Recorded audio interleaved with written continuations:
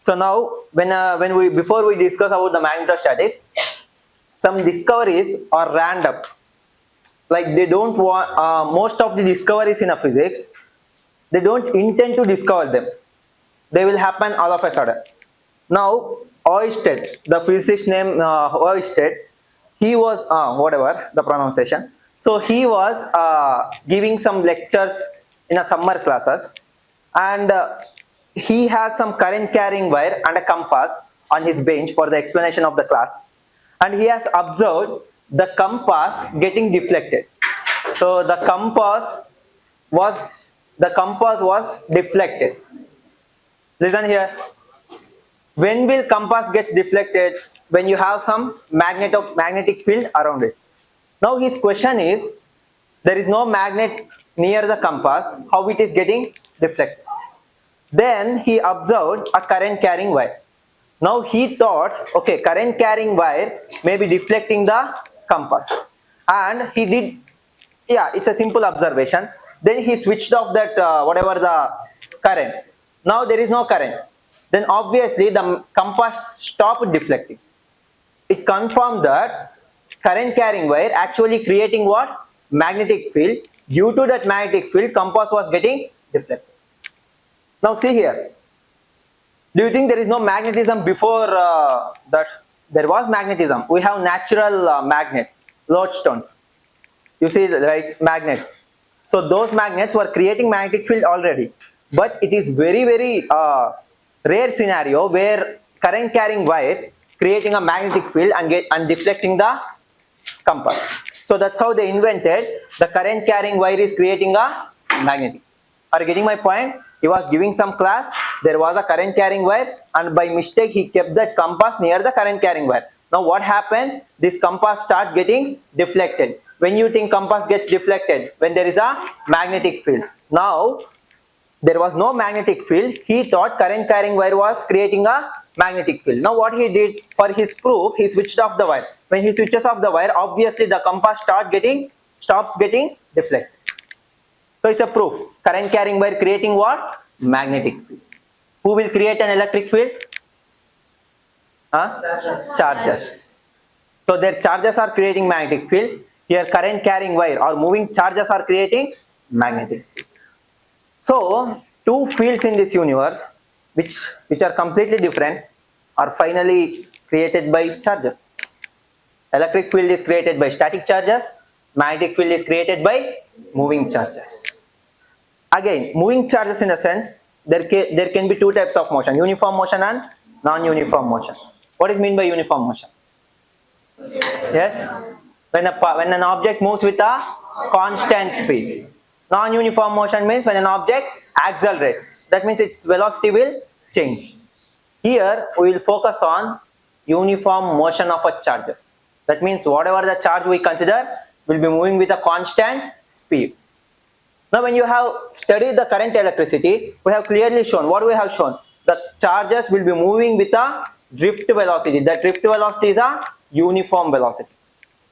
We considered, if you recall drift velocity, the charges in a current carrying wire will be moving with some speed. We are calling that speed as drift speed. And the drift speed is constant. Now obviously, current means what? A charges moving with a uniform speed. Creating what? Magnetic field. So that's the introduction. Simple. Got my point? Static charges creates electric field. Moving charges creates magnetic field. Moving means moving with a uniform speed. Now one more question comes. What will non-uniform motion creates? That's a higher physics. There comes a relativity, everything. The non-uniform charges, that means the charges which are accelerating, will create electromagnetic fields. What they will create? Electromagnetic fields. These electromagnetic fields can travel in a space from one point to other point, like a light. Light is what? A wave, but it's not normal wave. It's a electromagnetic field. It's an energy. We'll see that. So imagine a charge q, positive charge q, with the velocity v, started moving in both the electric field and magnetic field. What we will be considering? Let's consider a charge q, positive charge, keep that in mind, a charge q moving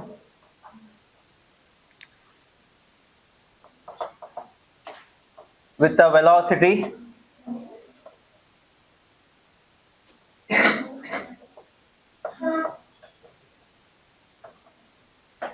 v bar in a electric field E bar and the magnetic field B bar. The positive charge Q is moving with how much velocity?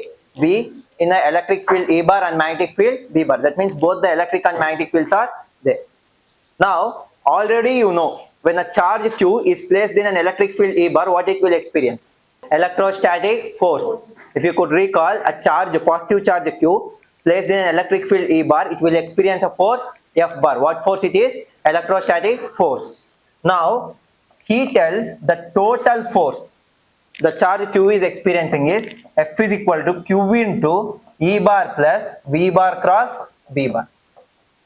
Now the second term is a little bit odd to you. I will explain that. Now if you send this Q inside, it will be Q E bar plus QV into V bar cross B bar. Because your charge is moving in both the electric field and magnetic field, the first term is clearly electrostatic force. Yes or no? Your charge is moving in both the electric field E bar and magnetic field B bar, then it will experience force both the electric force and magnetic force. First term is electric force, that is Fe bar plus Fb bar. So total force experienced by the charge is electrostatic force plus magnetostatic force. That magnetostatic force Fb bar can be taken separate and can be written as Fb bar is equal to Q into V bar cross B. Are you getting my point? A charge Q, positive charge Q, moving with how much velocity? V bar, both in electrostatic field and magnetostatic field. And what it will experience? Force. That force F bar is equal to Q into E bar plus Q into V bar plus V bar cross B bar. Now first term you already know. What is that? Electrostatic force. Then the second term should be magnetostatic force. So how will you see the magnetostatic force? A charge Q placed in a magnetic field B moving with a velocity V will experience what force? Magnetostatic. Now let me ask you a question. A charge Q which is not moving placed in an electric field and magnetic field, what force it will experience? Will it experience both or only one? Only one. Why? Velocity is 0. If you substitute velocity is 0, magnetostatic force is 0. So moving charges creates magnetic field, moving charges only experience magnetic force. Are you getting my point? What is that? Moving charges creates magnetic field, moving charges only experience magnetic field force. Again, be specific. You are science people. Specific means they should be moving with a constant velocity. Next, static charges creates electric field, static charges experience the force. The electrodynamics is the one of the most beautiful universe you can explore. There is something electrostatics, there is a magnetostatics, they both related like nothing using electrodynamics and experience and explain what is light is. That means both run parallelly. This is the place where you could explain special theory of relativity. That's a different story. You understood my point? What is that? What you have to remember? Static charges creates what? Electric field. Static charges placed in electric field will experience what? Electrostatic force. Moving charges creates what?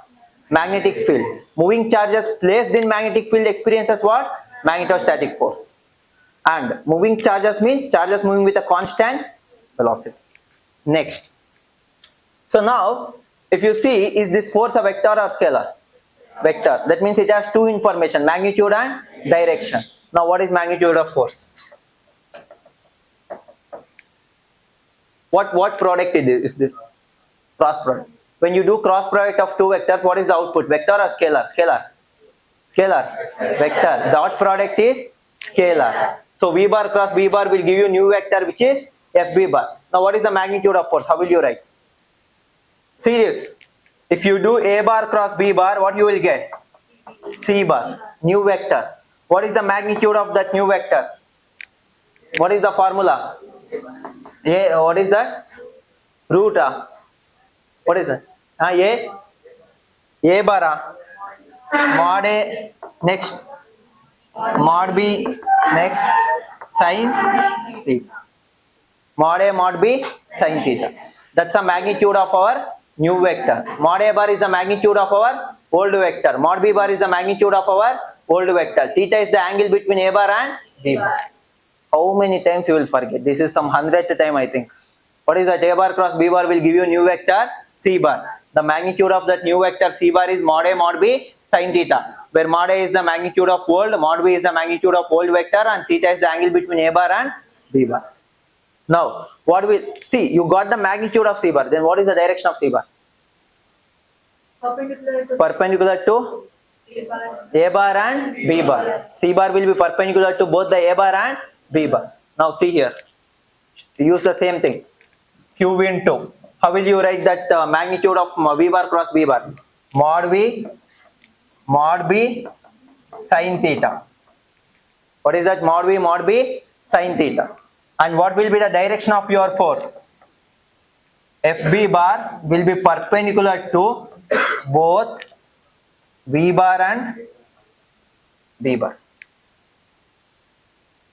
Your FB bar will be perpendicular to both V bar and B bar. You go like this.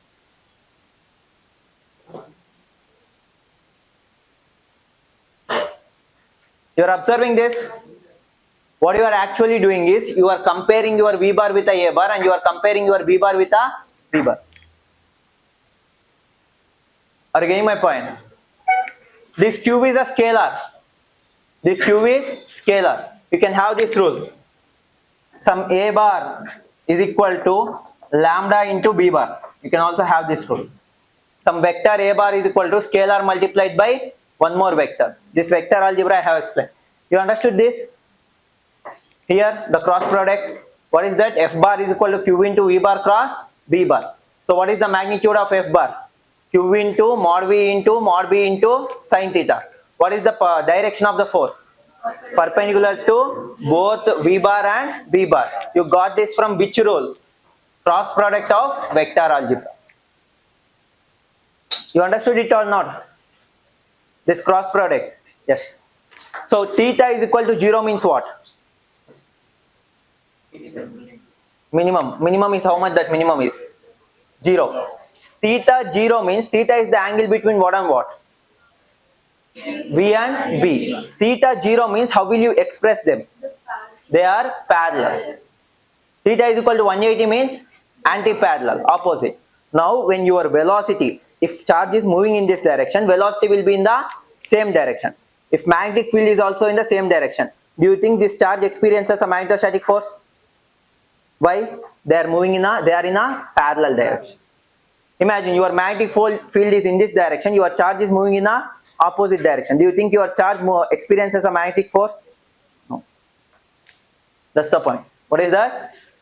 When the charge moves either parallel to magnetic field or opposite to magnetic field, it will experience no magnetostatic force. Are you getting my point? Understood it or not? So that's how you should understand the formula. Theta 0 means they are parallel. Theta 180 means they are anti-parallel. Then the charge will experience no magnetostatic force. So here there are so many rules for the charge to experience magnetostatic force. First, if a charge is at rest, will it experience magnetic force? No.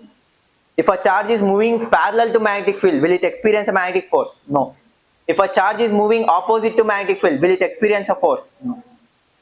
So those are the rules. So is it clear? Moving charge creates magnetic field.